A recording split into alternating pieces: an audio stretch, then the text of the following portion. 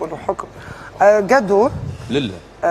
تبارك الله راجل مزيان برشا، عندك حضور، عندك كاريزما. شكرا. وتعجبني على الاخر ونحبك.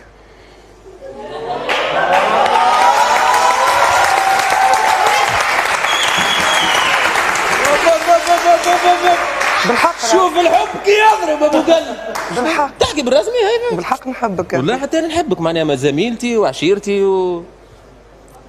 يعني وبدينا مع بعضنا فهمت. ونحبك ربي فضلك خليها حتى نحب، حب في الله يعني. حب في الله ما لافيش مال. وراو اذا تحب حب في الله، واذا تبغض ابغض في الله، هابار هذايا مش بداو واضحين فهمت؟ اي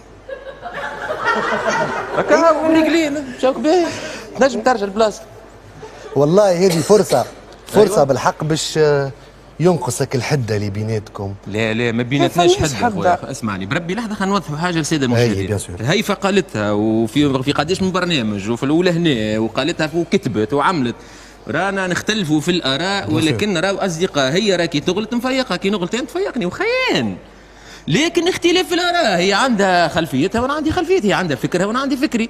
لكن دائما وأبدا بمن عزيز علي راهو ديما نحبها في صورة باهية، نحبها. واختلاف الآراء لا يفسد للود قضية. جوستومون باهي.